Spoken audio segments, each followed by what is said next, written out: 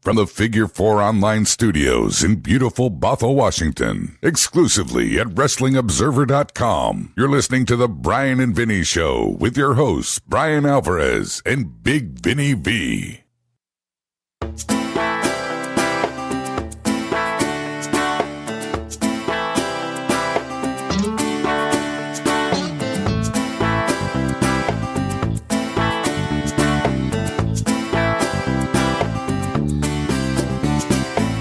All right, it's Bryan, Vinny, and Craig Show here, October 29, 2019, figure4online.com/wrestlingobserver.com, Retro, Raw, and Nitro.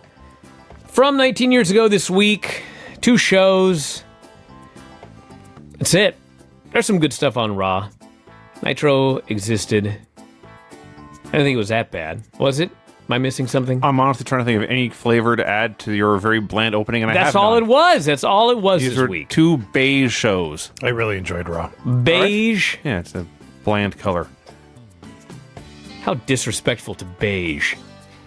It's going to be my daughter's name. It's not So good. we settled on Hanalei. Paisley and beige. Rob, what's going on in this tournament? Well, Brian, if I may. What are you doing? Oh my God, are you Crowning the kidding me? champion. I would like to present the lovely belt that I foolishly lost in week 1 to Vincent Aaron Verhey. Wow, you're the champion again. Middle name, man. Okay. I actually thought it was two-time. Two-time champion. Wow. I actually thought you were announcing that you had won it back.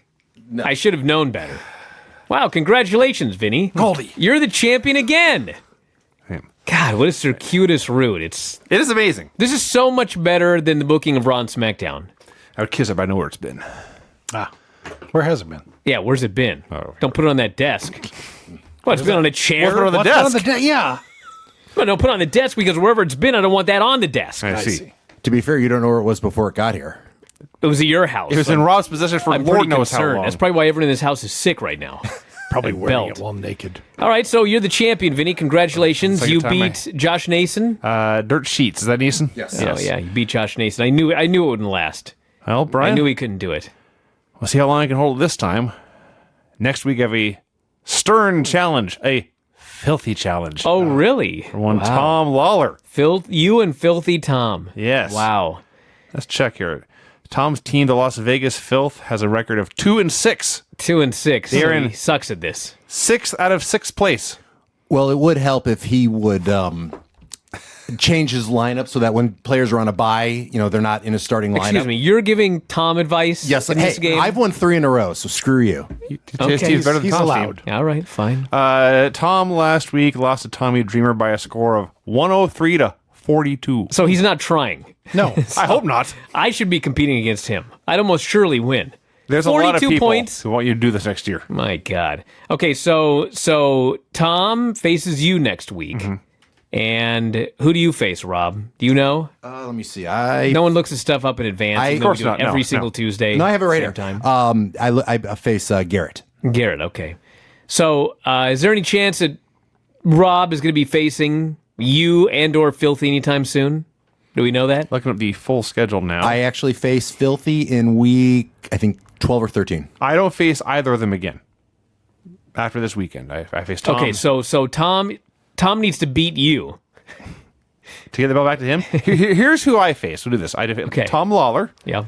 Antonio, Okay. Joey Eastman, Okay. Garrett Gonzalez, Okay. and then in the regular season final, Paul Fontaine. All right. So There's Tom, still plenty of Tom, time. Joey and Garrett. Let's see. Your team, Rob, is Baker Dangerously. Yes. Let's see. Garrett, Paul. It only faces both Toms. So if I lose the belt to one Tom, and Okay. they keep it until they face him, he has a chance to win it back. Okay.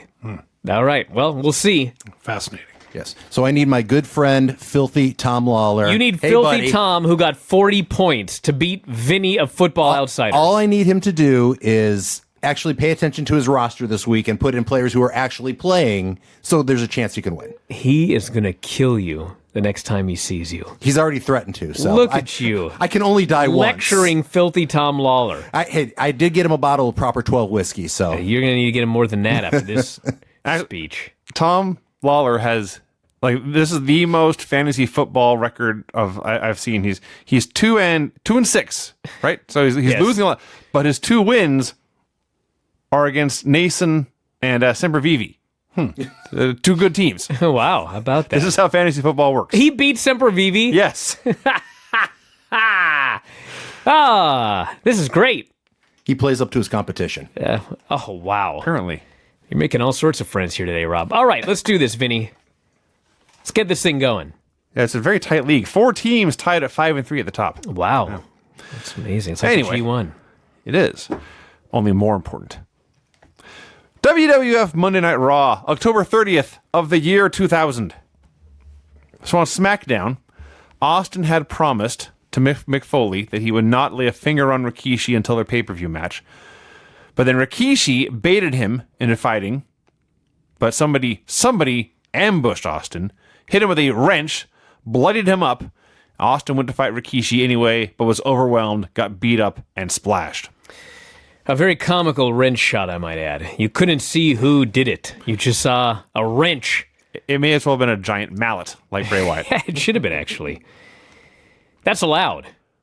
Apparently. Anyway, Chyna comes out, and she shows a video from Heat where Eddie Guerrero brought out the cat, who is now dressed up like Chyna, and they're calling her Chynette, which made me laugh.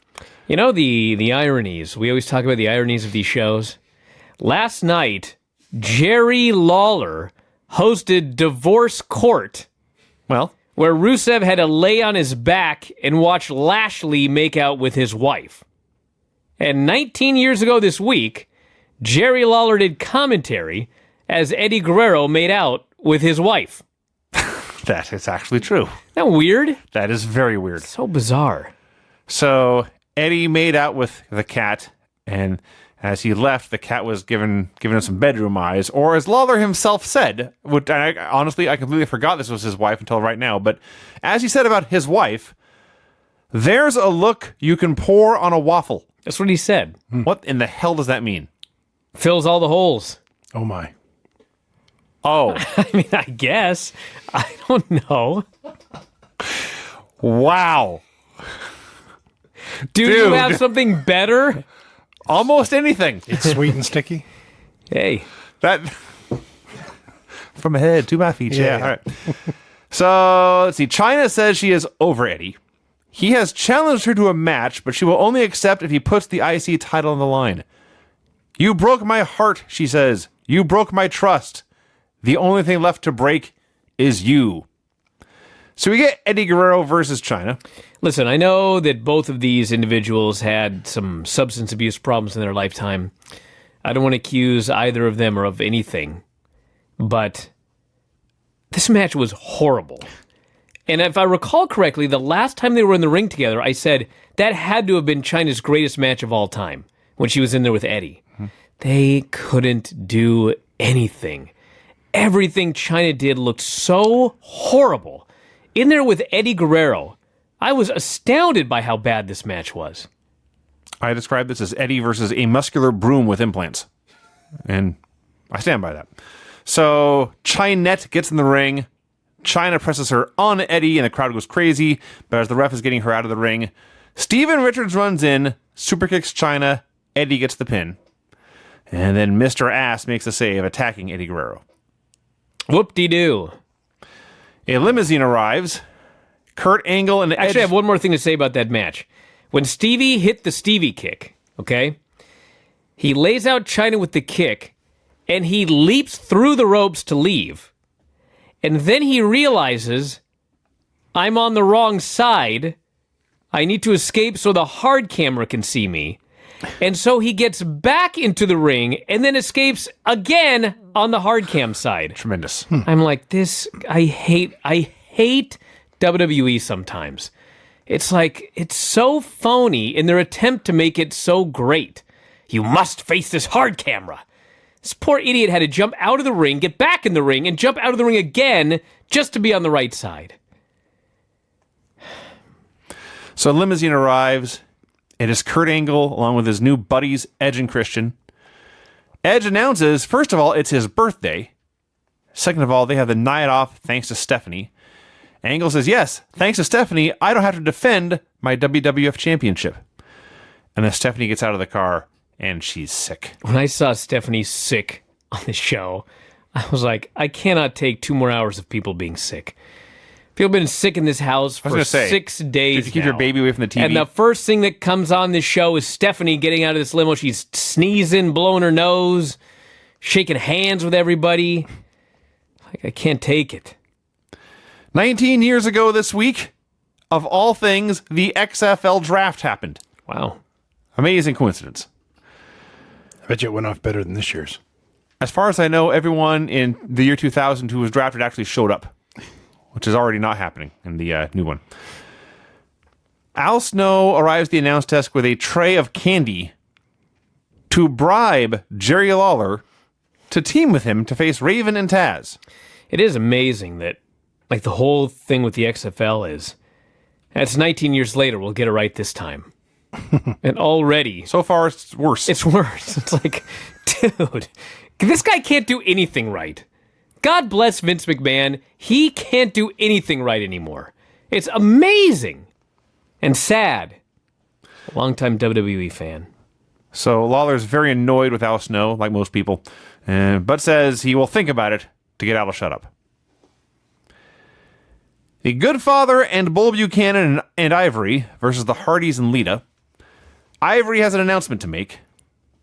Superstars, she says, do not realize the responsibility of being role models. That includes the Hardys and Lita. Their hair, the clothes, the company they keep, a disgrace to everyone who looks up to them.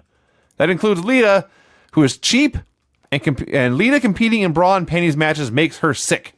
And as she explains, I can't believe how much I wrote about this, the tops of your underwear coming out from the top of your pants sends a message that all women are just objects, and that will not be tolerated. So they finally do this match.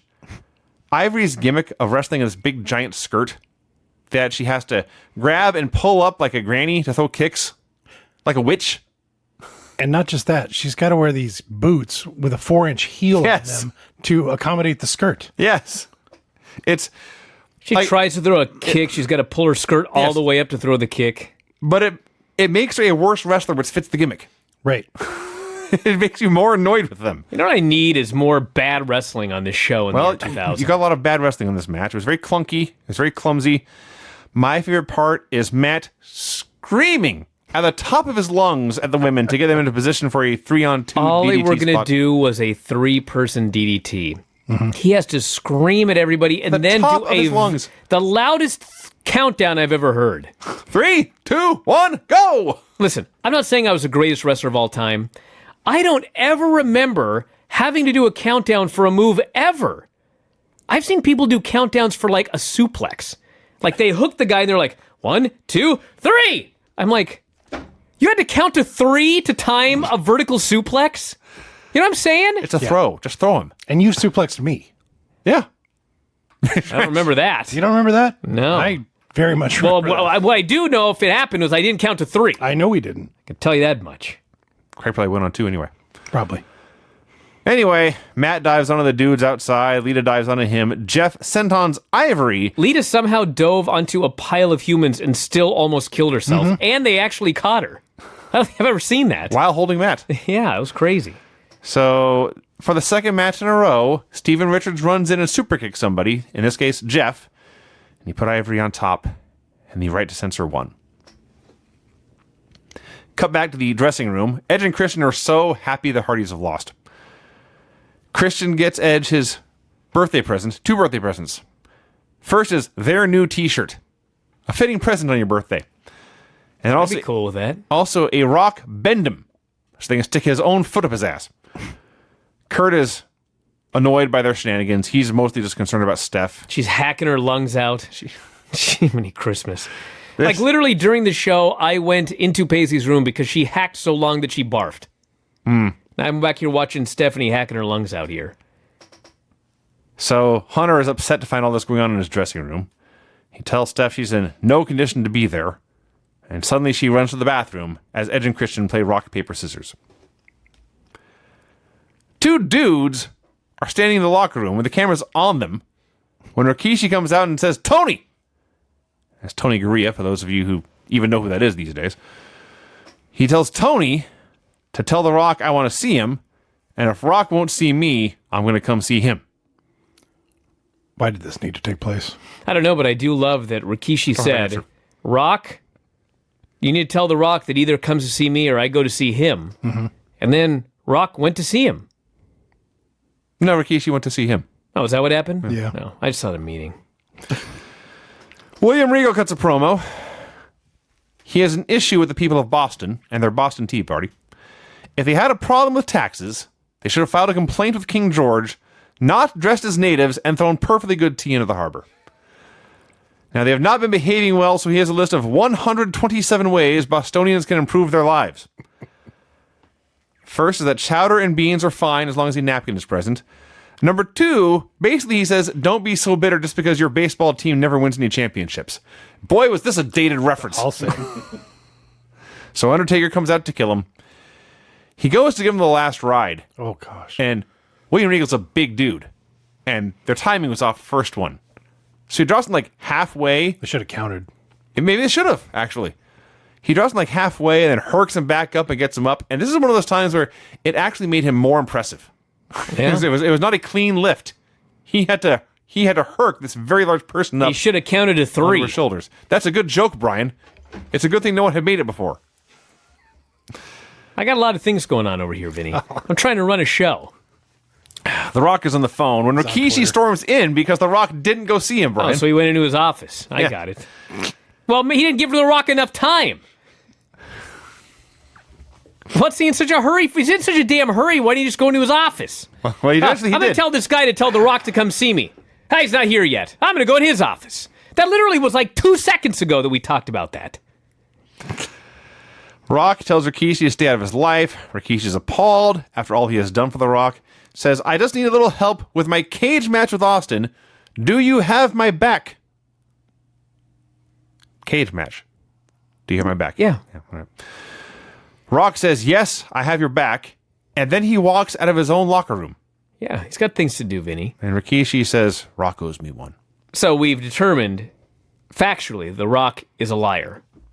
Oh, yeah, that's for sure. Okay. TNA are still redesigning the APA's office. Where's the APA at? Tess tries to get a Max Mini joke in, and boy, did that just fall flat. A little bit. I just like they poured out the bowl of candy, and Albert was so happy to see it until Test pulled it away and gave him diet soda again. And then, I was happy they were in front of a live crowd because Tess would have probably said the joke a second time. yeah, Crash came in after making the fat jokes. It was time for the short jokes. 19 years later, short jokes. They were not funny then either. And that was it. It leads to Test versus Crash in a hardcore match. So they immediately brawl back to the stage, where Test jumps off the stage just to drop a trash can lid on the head of Crash as he's standing there. You're 300 pounds. Don't jump off the stage and land on your feet for no reason. There are so many spots in the show where you could hear guys calling spots and it made it funnier. Test gets in the ring, shouts at Crash to get the stick, and then he turns his back to talk to Trish. So Crash can hit him in the back. Crash, I guess, shoots on him instead. And he takes off his t-shirt and jumps on his back to choke him with it. And you could tell Test did not know this was coming. Goes on for a while. The announcers, Nobody cared about any of this. No, the announcers are teasing that Adam Sandler will appear on SmackDown. Whoop-de-doo. And Test puts a trash can on Crash, hits a top rope elbow, and pins him. I am so sick of hardcore matches. Oh, yeah. This was completely forgettable. The crowd didn't even care. Like, if you're doing a match and I don't like it, but the crowd's into it, then fine. But the crowd didn't care about this either. It's Crash Holly versus Test. The only one that cared was they showed Steve Blackman watching on a monitor. Oh, thank you, Craig. Yes. Steve Blackman got to scout the rest of this hardcore division. Right. They hit each other with stuff. Those are Steve Blackman's notes. So for Edge's birthday... Dick defense. For Edge's birthday, Kurt got him a framed letter. That was the whole gift. He's just focused on Steph being healthy. And then a classic moment as Edge and Christian play their theme song on a kazoo. Yeah. This is like famous. It's horrible. And you watch it and you're like, why? What is so funny about this? They have kazoos. They have kazoos. It's funny. Hunter kicks them out. They try to play. At least when they play their song on kazoo, I could recognize it. The song they played for Hunter was not Hunter's theme. It never has been. No. Now, Hunter freaked out at them and kicked them out. I think Hunter's freak out is what made this famous. Because irritated Hunter is It's always usually funny. the reaction that's the funny thing. Yeah. Not the actual. Yeah. Kind of like when you do it. Anyway, go ahead. Where were we? Michael Cole interviews Austin. He says, Rikishi did not attack me by myself, or did not beat me by himself on SmackDown. Whoever hit me with that wrench, go ahead and come on down and watch this cage match. Bottom line is, it doesn't matter who Rikishi asks for help. I'm going to leave him bloodier than he left me. I'm going to stun his ass and beat him in the middle of the ring, and that's the bottom line. So The Rock did not have Rikishi's back, and the son of a bitch that hit Austin with the wrench also did not come out. Right. And the great thing about this was Austin did exactly what he said he was going to do. Yes, a babyface promised Amazing. in detail what he was going to do, and then delivered. Angle's watching this Austin promo.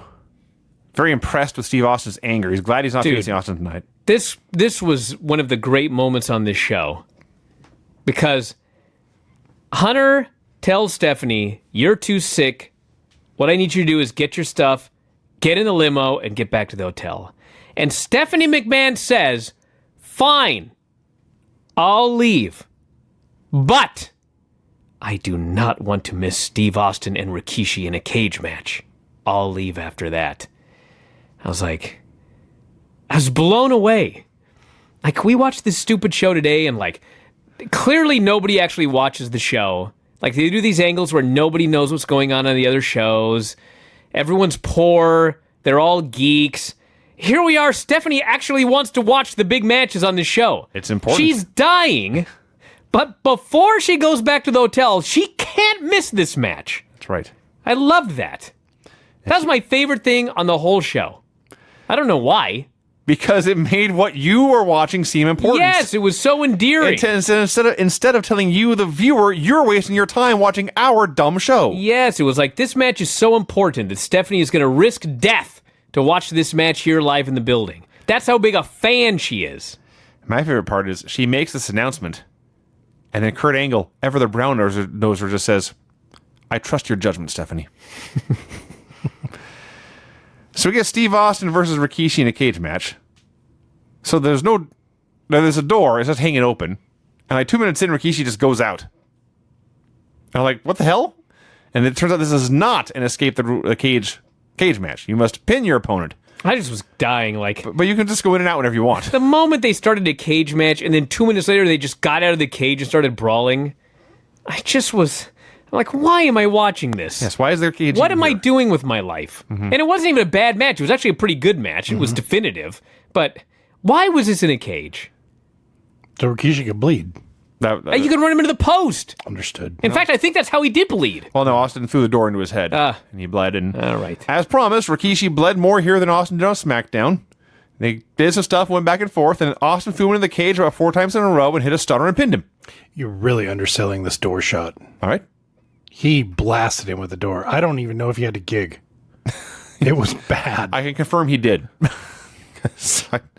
But yeah, he did slam the door into his head, which is, Rikishi, the door's coming. You can't put your hand up. That's true. So that was it. They delivered what was promised, and Austin was a man of his word. After the break, Rikishi is helped to the back. So Hunter and Kurt are walking steps to the limousine, and they're both being all buddy-buddy and being very, very sweet to her. And then finally she gets in the car, and I guess nobody's smartened up the driver, because they just stand there for 10 seconds before it pulls away. And then Kurt says something about how great it is they're on the same page. And then, of course, Hunter's whole mood changes. So great. They're just standing there, and Steph leaves, and Hunter's smiling, and Kurt's smiling, and they're shoulder to shoulder. Best buds you ever saw. Kurt goes, "Man, I'm so happy that you and I could get on the same page." And Hunter's smiling, and then he just stops smiling. He says, "I hope you brought your gear, because you're in for a long night." And he leaves. Kurt's like, "I thought I was going to wrestle tonight." He was. And he knew what was coming. I don't know if any of us knew exactly what was coming. Dude, we all knew what was coming, Vinny. Not to the degree we got it, but we're getting ahead of ourselves. Al Snow tries to bribe Jerry Lawler again with much more appropriate gifts. A pitcher of lemonade and a giant stack of Playboy magazines. All the same issue, but hey, it's Jerry Lawler. Who knows? Steven Richards I could spread them out on different pages. Go on. has a promo, speaking of Playboy, a promo for Mr. Ass. Says that it's a repulsive, disgusting, unacceptable name. Challenges Mr. Gunn for the opportunity to censor this profane name. Basically says, if I win, you can't be Mr. Ass anymore. And Mr. Ass accepts the challenge. But if I win, you have to put your lips on these lips and points to the kissy faces on his ass. Okay.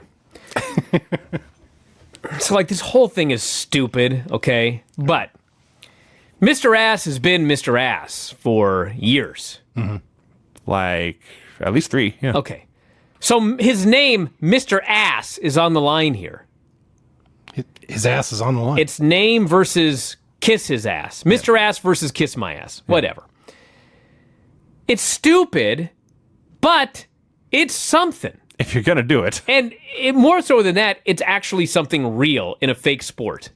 Like, if he loses, he can't be Mr. Ass anymore. And if he wins, this other guy has to kiss the guy on the ass. No more Mr. Ass merchandise. Exactly. So, my point is, He could be losing an ass load the of match is like 90 seconds long. It sucks. You can't see any of it because they're focusing on what's going on outside. Like, there's nothing to it. It's all China and Val fighting. Bunch of dudes get involved and China. And then Ass hits the Fame Asser. Eddie hits Ass with the belt. Well, Stevie gets the pin. Eddie misses a belt shot by 6 inches and Billy lays down and gets pinned. God, I couldn't believe my eyes. I'm not even saying, like, announce the match this week and then pay it off next week. I'm not even saying, like, announce it at the Open and then do it later. But if you're going to do the match, did it have to be 90 seconds? It just made it seem so pointless. And it's actually kind of, sort of, not really a big deal. You know what I mean? I mean, it's Mr. Ass. I sure do, Brian. I really do. You do know what I mean. Like, who cares that he's not Mr. Ass anymore? But he was Mr. Ass for years. Darn, he's going to have to be Billy Gunn now. I'm not sure which is worse. Mr. Ass is worse. Yeah, definitely. Probably. So Foley's in his workshop for some reason. He's got like a carpentry gimmick now. Yes. I think he was in the bowels of... I mean, honestly, he was Billy Gunn because he was a cowboy. Man, he had a brother named Bart. Yeah, but he's not a cowboy anymore. He's a guy that shakes his ass. So technically, Mr. Ass actually is a better name than Billy Gunn. Think he's going to show up next week in a cowboy hat? He might. Vinny, I hope he does. you think he's going to show up next week in a cowboy hat? I have no idea. He's not gonna, okay? I promise. Whatever their stupid team name was, The Smoking Gun. Smoking Guns, they ain't coming back. Dumb. Wouldn't it be something that they did, though? Billy and Bart just came out reunited like nothing had happened. Could come back tomorrow. They could. I wouldn't be surprised if they're in a Saudi Arabia battle royal. I think Billy's busy. Foley's in his workshop, like Santa. Like The Undertaker. He tells Jericho that he has sent Kane home and threatened him with a 2-month suspension. And Jericho says, that's great. With Kane not here, I can beat The Rock tonight. I can become #1 contender. He leaves the workshop. On the way out, he runs into Buddy the Elf. No, I'm kidding. It's Hunter. And they stop and stare at each other because they always hate each other. It's one of those feuds that just never ends, even if it's not going on right now. Oh, it is. Well, right now it is, yeah. I mean, in 2000, it's not going on right now. So Hunter goes to Jericho, or Hunter goes to Foley, and he talks to Foley like, I've heard you have to talk to Vince, which is basically, if you want something from Vince, you have to convince him it's his idea. Yes. So Hunter does that to Foley. It would be a great idea. I know Kurt doesn't have to defend his title tonight, but what if you put him in a non-title match? Against me! And Foley says, that's great. He makes the match, and Hunter says, I know my wife is Kurt's manager, but tonight I will prove that Kurt Angle is my bitch. We sure did.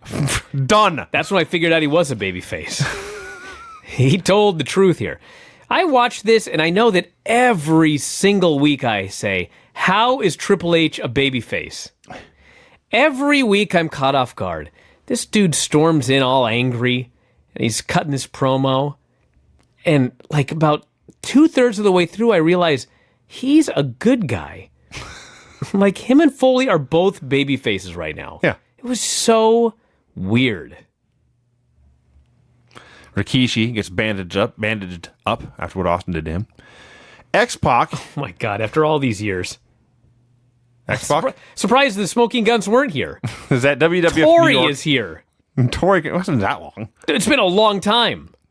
Tori confronts him. Says last time she saw him, the Dudleys were putting her through a table. At King of the Ring. So 5 months, 6 months. She tore up her shoulder. It was terrible, but she's back now, and she's here for one thing, and she slaps X-Pac, and she leaves. Foley comes out for a promo. He announces the other matches he's already announced, Hunter versus Kurt, Jericho versus Rock. Did anyone else notice how particularly terrible Foley's haircut was tonight? Oh, he's had many terrible He haircuts. looked like a Sasquatch, It's kind of his gimmick. I guess. So he talks about how hard it is to be commissioner. It's more work than he thought it was going to be. And the crowd starts to moan and boo, and he just laughs and says, I'm not quitting. I just need some help. He introduces Lieutenant Commissioner Deborah. So Deborah comes out, preceded by her own cleavage, way out in front of her. She just stands there, Dude, and Mick flaps his gums, and that's that. there was 0 point to this, except they wanted to get Deborah's boobs on TV in front of the crowd. Mm-hmm. They totally could have done this backstage. They could have done this in 30 seconds in Foley's office, but they had to bring out Mick Foley, have him cut his promo, bring out Deborah, parade her boobs around, and I was just like, I'm tired. Can we get going with this show? Kurt is bitching to Edge and Christian about having to face Hunter tonight. He didn't even bring his gear, he says. They have a plan. This is their plan. You take care of Triple H, then we'll all have cake. That sounds like a cool plan to me. Then they play Angle's theme on the kazoo, complete with Edge singing along, Angle, Angle, which I think eventually develops into the crowd chanting, you suck. Mm-hmm. So this is actually an important angle. No pun intended. Yeah. Then we get another important angle. His name is Kurt versus Triple H. Okay. This thing. I knew Hunter was going to win, Brian. What? I did not, going into this, understand the devastation and ruin Hunter was going to lay. Yes. The nuclear bomb he was going to drop on Angle and his buddies in this match. Let's keep a couple things in mind before we talk about this match, okay? Here's what we got to keep in mind. Kurt Angle is the WWF champion. Right. Okay. Kurt Angle's the champion, all right? There are two number one contenders. Thank you. Neither of which are Triple H. Right. It's The Rock and Chris Jericho. Mm-hmm. They're fighting in the main event. The winner will apparently get his championship match on SmackDown. Right. All right, whatever. Yeah. Convenient. So Angle is going in here in a non-title match with Triple H. Triple H absolutely ruins this dude. Decimates him. I think if we went back and checked, there's a very good chance Roderick Strong got more offense against Kurt Angle than Kurt Angle got against Hunter in this match. I like that Kurt forgot his gear, but he brought his boots. Hunter beats him, and he beats him, and he beats him, and he beats him in the ring, and he beats him out of the ring, and he beats him, and he beats him, and he beats him in the crowd, and he beats him at ringside, he beats him back in the ring, and he beats him, and he beats him. Kurt is like, suplex, and Hunter shrugs it off and beats him, and beats him, and he takes him over to the announce desk, just like when Kurt got his concussion at SummerSlam, and he pedigrees him through the announce desk, and he throws him in the ring, and he grabs a chair, and the ref won't let him use the chair, so Hunter throws the ref down for the disqualification. And Hunter beats up the ref, and he beats up Kurt. Out come Edge and Christian to make the save. You'll never guess what happens. He beats them, and he beats them, and he hits this move, and he beats them. Well, let's go through all of these here. So he beats the hell out of the guy. He pedigrees him on the table, which, by the way, almost killed Kurt last time. Let's do it again. Takes him into the ring. He beats on him and beats on him. I'm waiting for the referee to disqualify him, but the referee doesn't. So he beats up the ref. Now the ref DQs him. Pedigree's the ref. Hunter gets a chair. He goes to kill Angle. Tim White tries to save Kurt Angle, so Hunter pedigrees him right on his head. Then he gives Angle a chair shot. Then Edge hits the ring. He gets a chair shot. Then Christian hits the ring. He gets pedigreed. Triple H has destroyed everybody. Let's do the body count here. Hunter is left standing triumphant. He sold not a damn thing in this match. The segment, actually. At his feet are the bodies of the heavyweight champion of the world. Yes. The top heel tag team. Yes. Both of them. Yes. And an innocent referee who's just trying to do his job. Yes. And Jim Ross screams, "Look at the carnage!" Yes. You're telling me. Yep. But hey, not the number one contender. No. He's at least number 4. And all I could think was, at the time, this whole marriage with Steph was a gimmick. How did he talk them into booking this segment this way? I was blown away. The only good thing about this is both guys got their hands up with the chair shots. Nobody got killed. No one, yes. I want to know if Kurt still gets cake. I don't see why not. Okay. It's perfectly good cake, but no one went into a cake. That's true. So I assume the cake is still Cake should still be back there. safe and sound backstage. All right, up next is my favorite thing on the They show. should have showed Triple H destroying the cake. With a hammer. Yes. Michael Cole interviews Chris Jericho and The Rock. Now, This was actually a tremendous little promo. this was fantastic. Now, Jericho was very, very, very, very, very good here. But he was not as good as the Chris Jericho of 2019. And he was not close to as good as The Rock of the year 2000. What I loved about this promo, well, I didn't love it. I should have known better. They're going back and forth, and they're insulting each other. And finally, Jericho does this big, elaborate deal, and they stop and they both look at each other. And we get that extended, awkward moment where they're both looking at each other. And I'm like, why do they always do this? And in my mind, I thought, it's awkward, but I can't believe Jericho got the last word in. And they stare at each other. There's like 5 seconds of silence. And then Rock grabs the mic, and he just keeps going. Well, I thought I should have known better. if it's the moment I'm thinking of, Brian, what happened was, after interrupting each other and insulting each other for a minute or two, Jericho had the temerity to steal The Rock's line. Yes. Rock's reaction when Jericho talks about smelling what's cooking. I laughed so hard, I legit got a stomach cramp. I had to get up, walk around a bit, Yes, walk it 'cause off. it's all about the reactions. So it's the pause you're speaking of is The Rock being flabbergasted.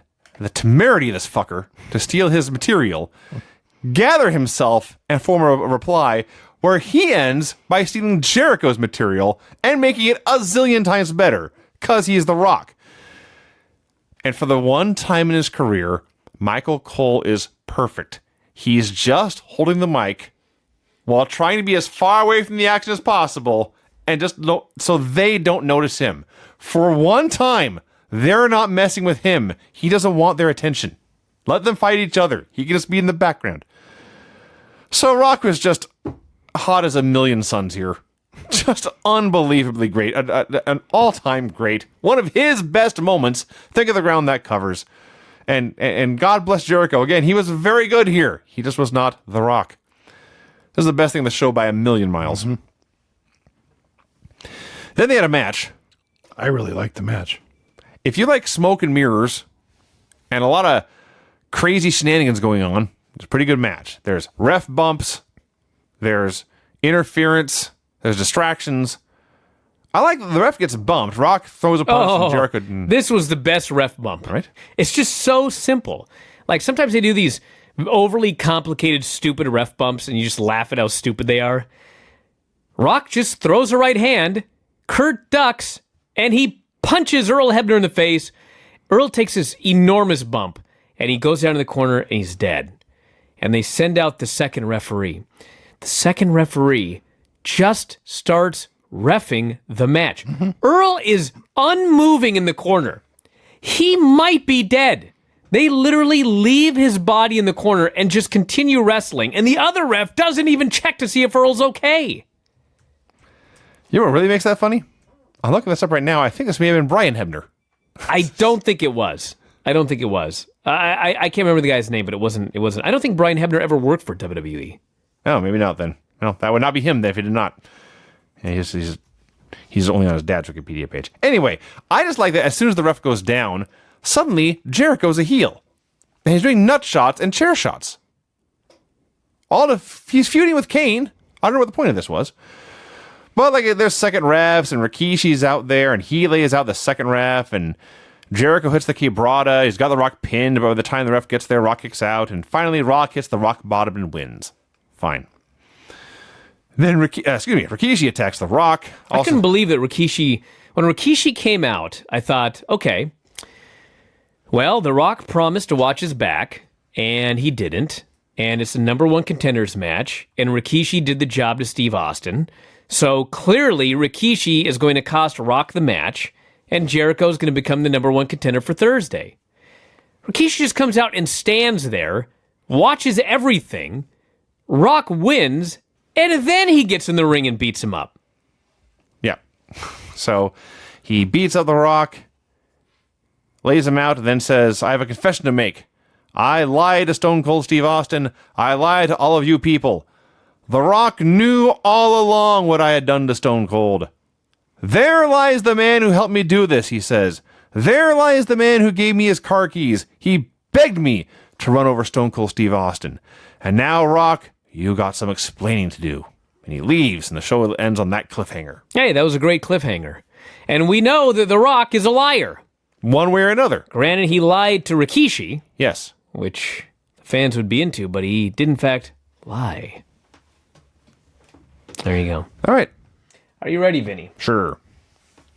The finishes on this show were pin after interference, pin after interference by the same guy, pin in a hardcore match, clean pin in a cage match where they were outside the cage for half the match, pin after a man interferes by waving his belt in front of a man's face, DQ due to ref attack when the champion of the world is beaten pillar to post by a guy who isn't even in the top contenders match on the show. And in the main event, pin after multiple ref bumps and low blows and chairs and interference. There you go. Brian Hebner did work for WWE. I just can't remember when, but I don't think it was that far. I don't think he's that old. Yeah. I think I'm just confused. And I have lost my notes for Nitro, but it was, Brian, October 30th of the year 2000. Yes, Nitro, October 30th of the year 2000. An update on the WWE Network. I still cannot skip forward or back without losing audio. That sucks. My network was totally down this weekend. Wow. I couldn't watch it for a couple hours. Well, when it's down but no one else's is down, that's usually on your end. Lance's was down as well. It's Canada. This right here, I've had multiple people tell me this skipping thing is an issue on multiple platforms. So this show opened, and I know we say this like every month, the night after a WCW pay-per-view. This had to have been the worst recap of a pay-per-view ever. Yeah. Well, it was one of the worst pay-per-views ever. Well, that may be fair. It felt like a preview more than a recap. They just said what the matches were with no indications of what happened at all. The matches were booked because of what happened at the pay-per-view, basically. It was stupid and convoluted. It was dumb. But tell me what happened on the pay-per-view then. Fair. That's my point. That's fair. So here is how this recap ends. We kind of heard some things throughout the show. Goldberg is shown like entering the ring to fight Chronic. They're not even on the screen together. And Tony Schiavone screams, "Could this be our last standing hero in WCW?" And then, like, immediately, like the same sentence, he screams, "Good night from Las Vegas." I was so bewildered. It was that quick. So there's a new CEO. And he spends the vast majority of the show hiding in his limousine. A limousine arrives and just sits there. Well, they did tell us right when the new CEO, yes.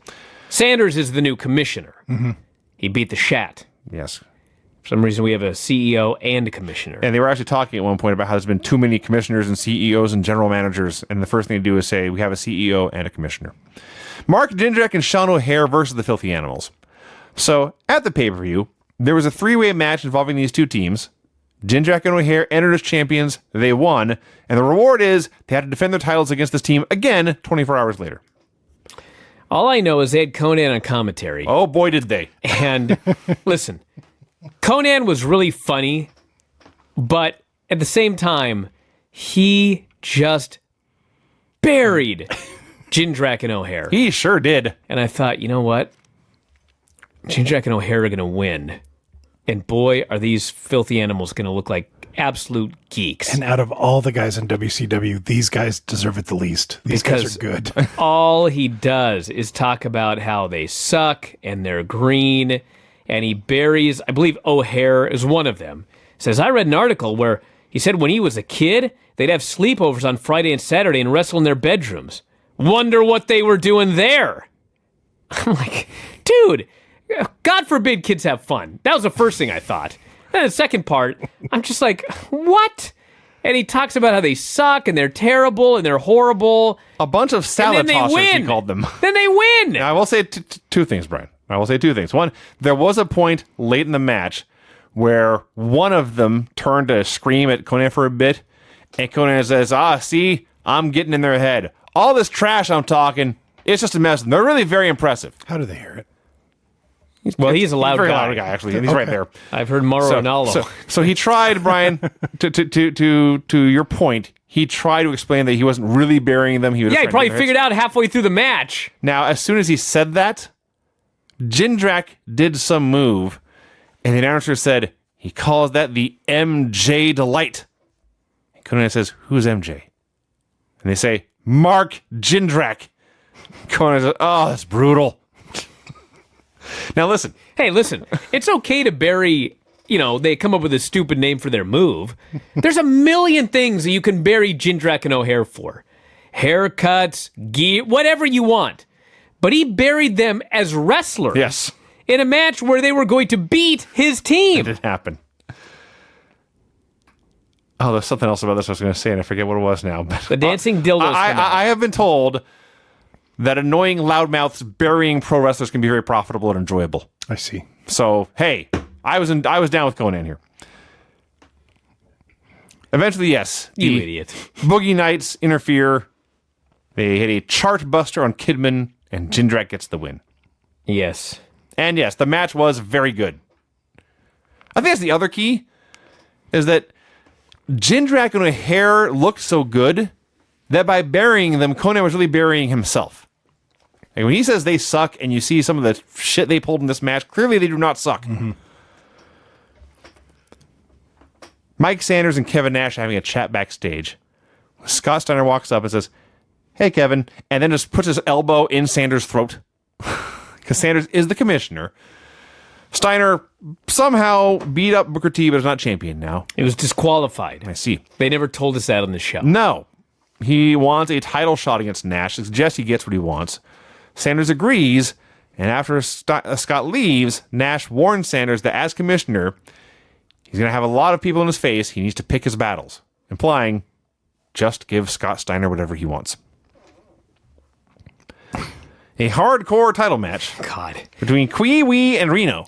Okay, so Kwee Wee is covered in glitter. I've never seen this with glitter in my life. It's like he showered in it. And I've seen some glitter. He's covered head to toe in glitter, and he cuts his preposterous promo before the match. What he says, Brian, don't make me angry. You've already made me angry. Yes. You wouldn't like me when I'm angry. That's what he said. Yeah. He said, you rolled the dice on Paisley. That's unforgivable. Come roll the dice on me, and I'll roll you like I used to do with the power plant. That was at least good. The second half was better than most promos today. The first half was ridiculous. So they had a hardcore match, which, did we mention we're sick of hardcore matches yet? It sucks. There was a really, really awesome bit where Kwee Wee did a running springboard sunset flip off the guardrail on the floor. That was really awesome. Otherwise, it's every hardcore match you ever saw. They fight up to the stage where the Natural Born Thrillers attack, and the Giants hit the big flying double Beal into the ring from the floor, and Reno hits the roll of the dice onto a trash can and wins. This Reno cat, he's missing something.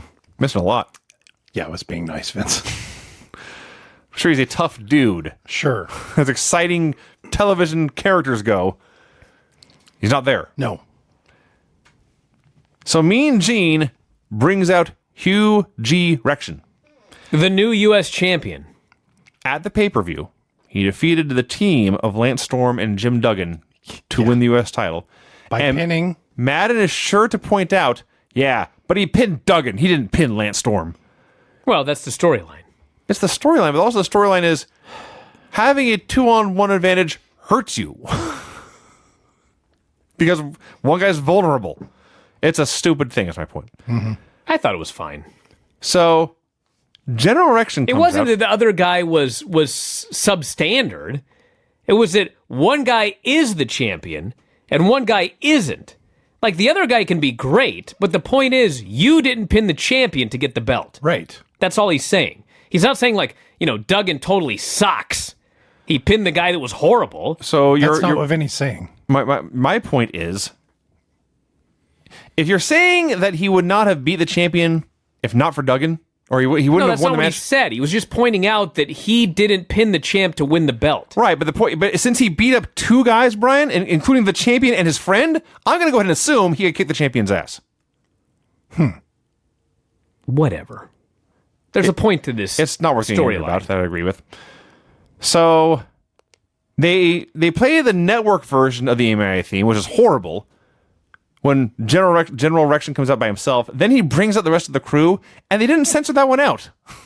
So if you ever wanted to hear the Misfits in Action theme, it's on this show. They just must have missed it, I guess. And weren't they paying attention? So he yanks the Canadian sticker off the U.S. belt.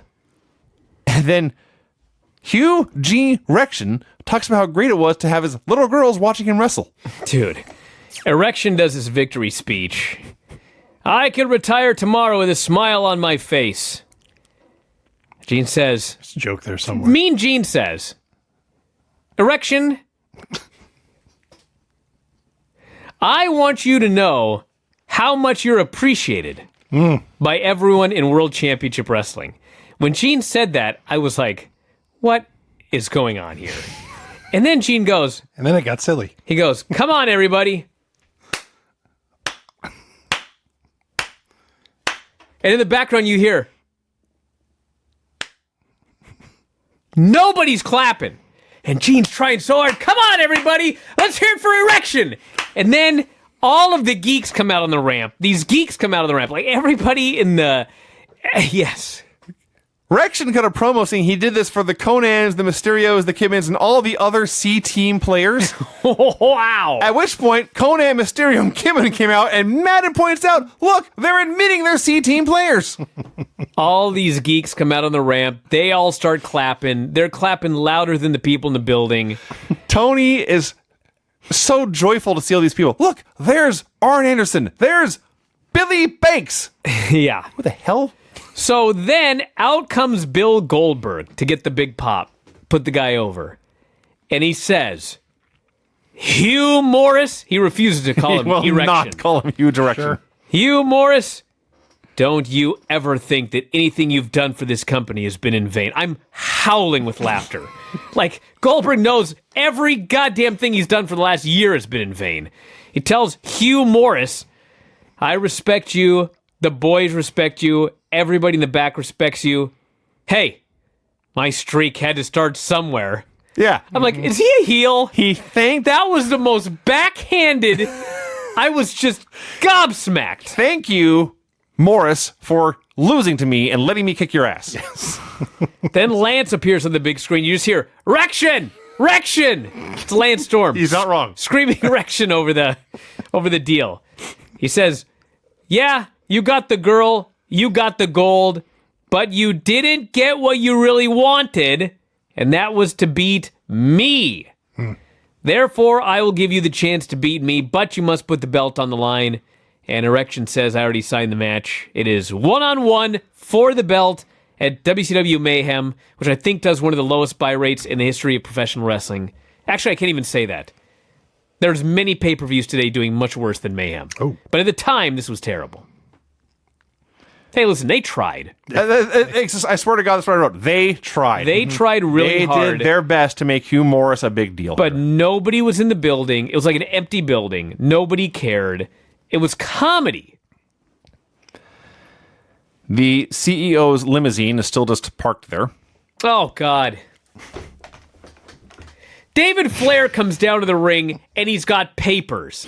Okay? So for those of you that don't remember, because we talked about it a couple of weeks ago, he and Buff Bagwell had a DNA match at the pay-per-view. Right. David managed to coax some DNA out of Buff Bagwell. He brought it to wherever they examined this DNA, and they gave him the results of the paternity test. I'm supposed to believe that this dumb shit didn't read the papers before he got into the ring. They mentioned this. He comes into the ring and he opens it and he says, it says there's a 99.8% chance that Buff Bagwell is not the father? I'm like, dude, are you kidding me? I know he's a heel, but this is so dumb. Then M.I. Smooth comes out. M.I. Smooth says, I got a bone to pick with you, David. Bagwell's mad at me, so I'm mad at you. He says, I never said that Bagwell was the father. I just said, I got a videotape, and if you watch it, you'll know who the father is. Which, actually, I believe is what he said.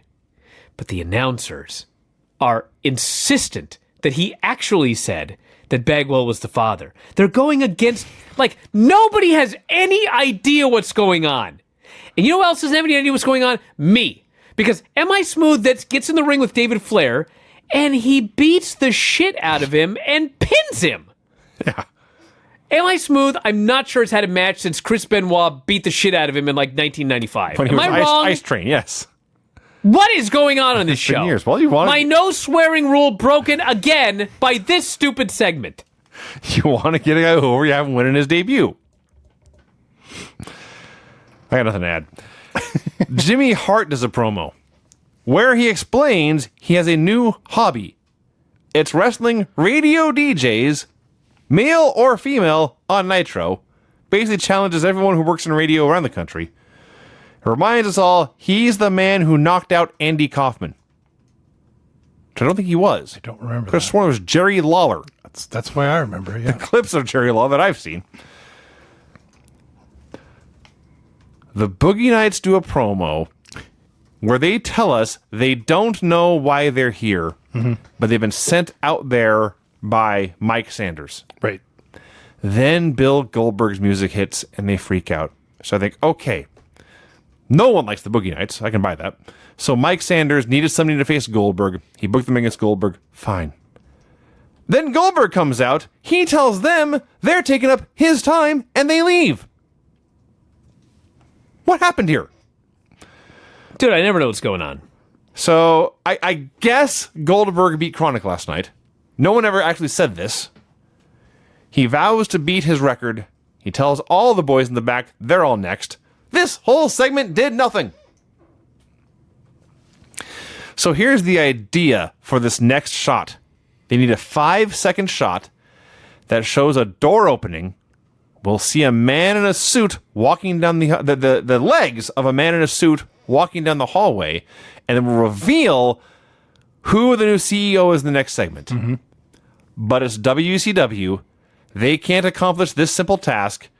And Ric Flair opens the door. The camera's looking up at Ric Flair's face and Ric Flair's shocking gold platinum hair. And then it pans down. Well, Vinny, do you know how hard it is to do a pre-tape? Apparently, it's incredibly difficult. I would say, Brian, it's impossible. It is impossible. It cannot be done. Dude, they can't even do pre-tapes nowadays. Like on Raw and SmackDown. You know what? I'm not going to let this being live as an excuse. No, of course not. It's ridiculous. My point is they could have pre-taped this, or they could have just pre-taping would have helped. Film the ground. But I could give your children an iPhone and say, don't shoot Daddy's face, and they pull it off. Yes. Not in WCW. It's rampant incompetence. There was a Bruno Mully joke in here as well. What was it? Well, Flair was wearing Bruno Mali's, and that's what OJ was wearing. I see. Yeah. So Sanders comes out for a promo. He brags about beating the Cat. He books Booker T versus Scott Steiner versus Mike Awesome in a three-way tonight. It was going to be Awesome versus Booker. He has added Scott Steiner to the match because Scott Steiner was going to kill him if he did not. He tries to intimidate the new CEO without knowing who it is, and then, of course, Flair comes out. Now, Sanders debuted 2 or 3 months ago, and I was very much not a fan of his opening promo. Since then, he's been much better. He's been a perfectly fine part of the show. But, boy, when he's in there with Ric Flair... and this is not Mike Sanders' fault. It's Ric Flair. This is a steep hill to climb. And it's not even that it's just Ric Flair. It's a Ric Flair that doesn't care anymore. So he's free to... He's just like, whatever. And Flair's doing his best to put Sanders over, talking about how I've been home watching you. I've been impressed. You got the gift of gab. You're a good hand in the ring. He's trying so hard, but it's like... Actually, he said you're a pretty fair hand. Even better. I laughed so hard at that line. Even better. But God, Sanders just blown away in the spotlight here. So eventually he says, you and your friends are going to have to start wrestling by your rules. I'm starting by booking you in a rematch against the Cat. He dismisses Sanders, who leaves to go prepare for his match.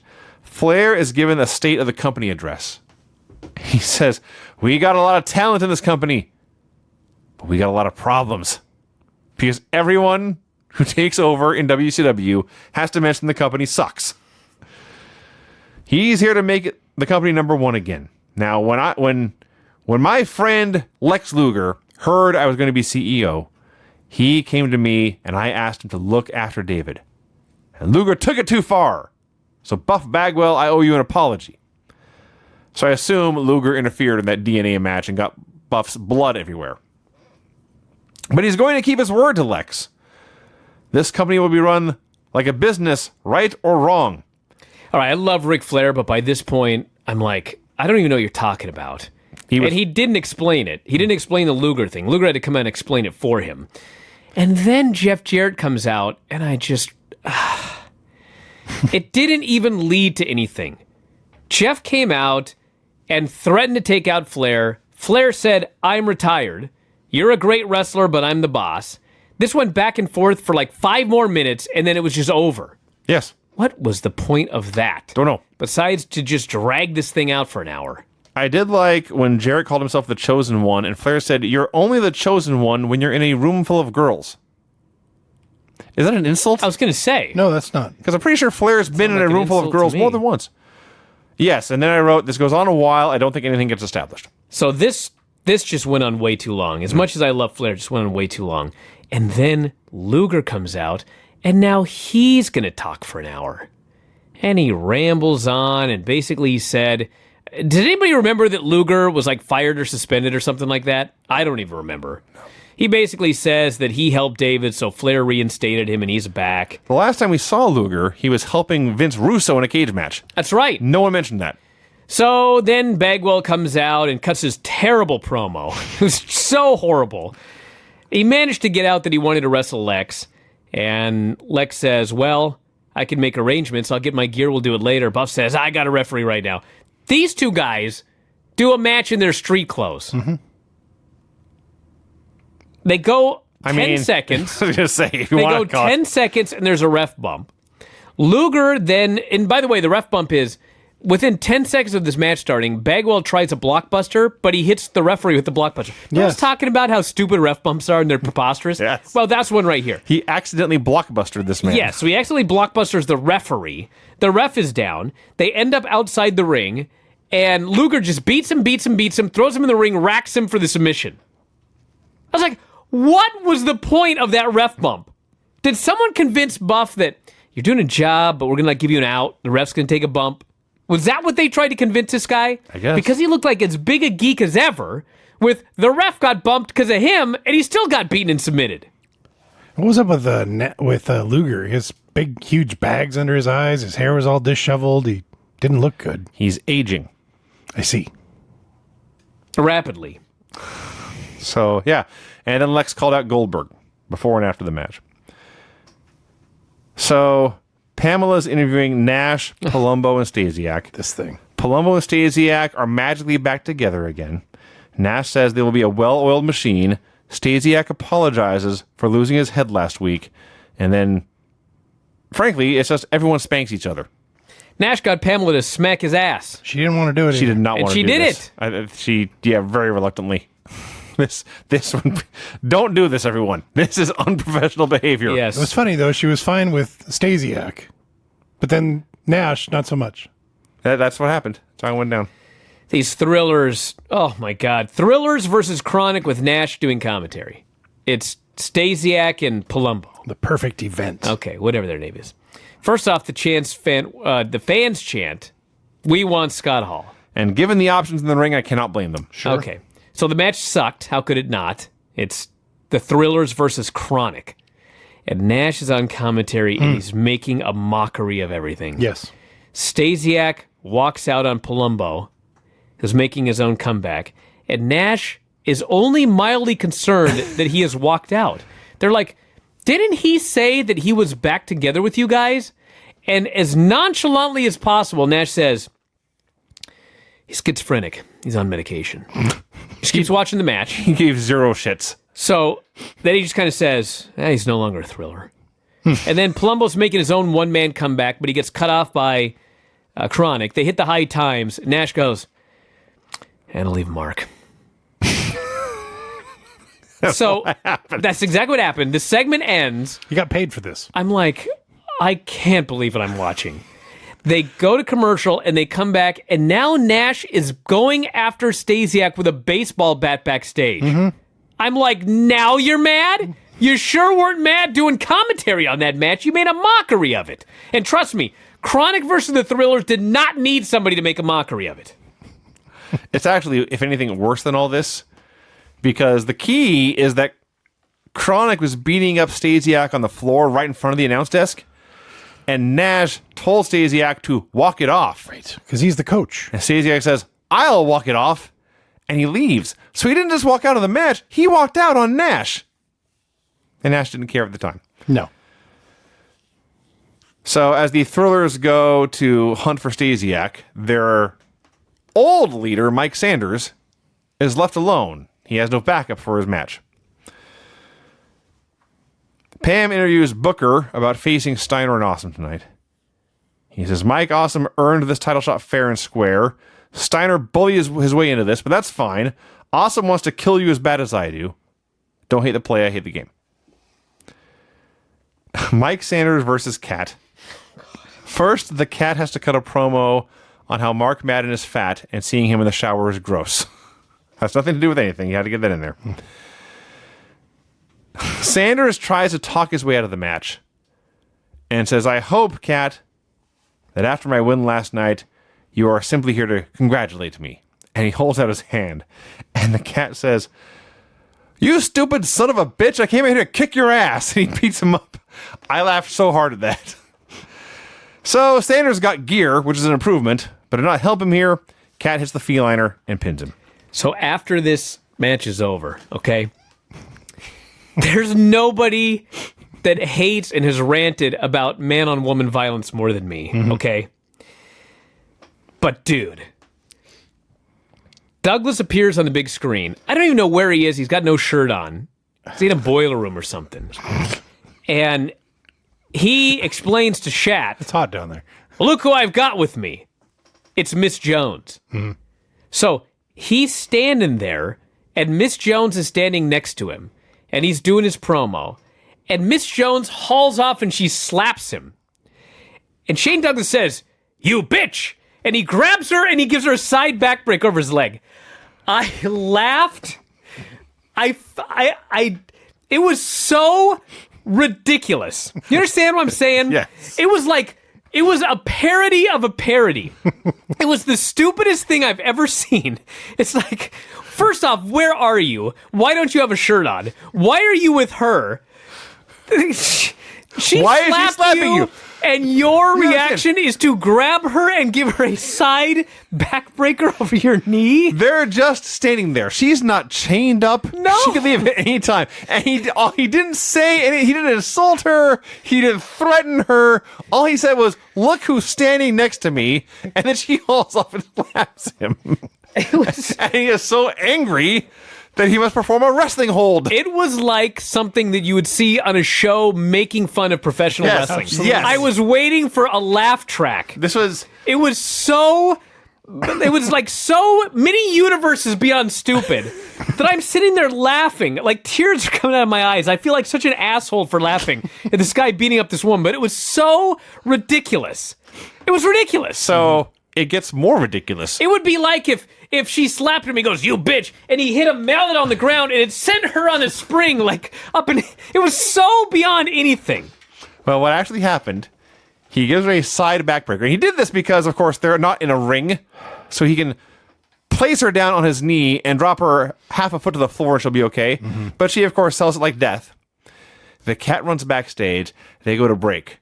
Now, of course, it's the network, so there's like a 3-second pause before the screen comes back from blackness. But imagine it's the year 2000 and you're watching this live on the comfort of your couch and you're watching commercials for laundry soap and bread and whatever else is on Turner Network television at the time. 5 minutes pass. The screen comes back up. Miss Jones has not moved. She was left dead. Paralyzed. By this backbreaker. And no one tended to her. The cat runs in. I hadn't thought of that. Takes her, sits her right up, this paralyzed woman, tells her to straighten her legs. He's very concerned. He's screaming for help. But then as soon as one person gets there to help, he lets go. He looks right into the camera and says, "Douglas, I'm going to take care of you and your floozy because I'm the greatest." And he leaves. So ridiculous. It's one of the goofiest things I've ever seen in my life. It was very strange. Pamela interviews Mike Awesome. Someone finally had the bright idea to take that 70s guy whose gimmick is that he loves 70s culture and fashion and music. Right. And they play 70s music during his promos. Crazy. Simple. So they explain that in Australia, at some point, Mike Awesome won this title shot. They never say who he beat or how he did it to win, but he won this thing. But bring Steiner on, he says. It's triple threat rules. And he explains it's going to be 2 of us versus 1 of you. Great baby faces. Then I will take out Booker T, and I'll win the title. So the main event 3-way, Steiner versus Booker T versus Mike Awesome. And by the way, they finally got the bright idea to put Awesome back in his wrestling gear. That also helped. He did wrestle in trunks and boots and knee pads, yes. His promo, though, with but not the for a stupid while. music in the background. Yeah. It was like he was actually doing drugs for this promo. When I watched it... There's no drugs in wrestling, Brian. Like, if you would have told me, well, you know, he wanted to live the gimmick. That's why we got this promo. I'd have believed that. So Steiner does a promo where he explains, I'm paraphrasing, but this is what he said. He does not need the world title to legitimize him because he has big arms. Sure. His claim. Right. So Well, and he beats up Booker every day, so... That's also true. He beat him up here. Booker comes out. Awesome jumps him. They have a one-on-one match for like 5 minutes. And finally, they play Awesome's music and he runs down. Now, the good news is when he gets there, it's not what he said. I just love that. The match starts and he's not there. And so the announcers spend minutes coming up with every possible theory about where he might be. Put his gear on. And then finally, he just runs down and starts the match. He was just late. Yeah. He overslept. All right. So the good news is they did not do what Awesome said. It was not 2 men beating up Steiner for several minutes. It was just a 3-way, which they called everything in the ring. And for a while, it was pretty good. Everyone had a right sense of when to do stuff, when to cut each other off, and when to feed a guy. And it did go a little long, got a little clunky by the end. But the finish made sense. Steiner was running wild, laid out Booker, threw him out of the ring, laid out Awesome, put him in the Steiner recliner. But then Booker kicked Steiner in the head. Steiner falls out of the ring. And as Awesome gets to his feet, Booker hits the bookend and pins him. Fine. It's a fine TV main event. They've screwed Steiner multiple times. Even though he's the heel. Yes. Well, that's also They're true. building to the heel getting his big win, his triumphant win. That is what's happening. Yeah. So you would think what would happen is that Steiner would attack the good guys and then security would pull him off. That's not what happens. Steiner is outside on the floor, mad that he has lost this match without being beaten, and then security just attacks him. He's just minding his own business, and they run down and It was attack him. baffling. I couldn't, why is security out there? He's just standing there. I don't know. He hadn't attacked anybody or nothing. So I think it went a little. The match was a little short because Booker had to kill some time with a promo. Says we can do this in the back, we can do it in the street, but I'm going to give the people what they want to see. And Steiner comes out, and the show fades to black. How was the show, everybody? You ready, Vinny? Yes, this will be short. Really? The finishes on this show were pin after interference, pin after ample interference in a hardcore match, clean pin, submission after a bunch of chair shots, pin in a tag match when one guy abandons his partner, clean pin, and clean pin in a three-way. Hey! And some dude gave a girl a backbreaker. Not technically a finish. There's no Guess match it's there. not a finish, Well, it was finished for her. All right, everybody. That is the show. Hey, tomorrow, you know what tomorrow is? Best day of the week. Tomorrow's Game 7 of the World Series. Who are you picking, Brian? So I'm just giving everybody ample heads up right now Who's playing, Brian? that AW and NXT What sport is it, Brian? are going to be beaten. They're going to be smashed. Okay? So, like last week, I don't want everyone on Thursday to be freaking out about these numbers and overanalyzing everything and freaking out. Don't worry about it. They're going to get killed by baseball tomorrow. Man, Doesn't mean that the sky is falling. It means it's Game 7 of the World Series. Do you understand? the voice of reason, Brian. Thank you. That's not true. All right. So anyway, with that out of the way, AEW, NXT tomorrow, NWA Power tonight, AEW Dark tonight, and Impact on Access tonight. Yes, that's right. That's a lot of wrestling. It is. Vinny and I will cover the Some two of it. shows on Thursday, AEW and NXT. Tom and I are going to be doing Friday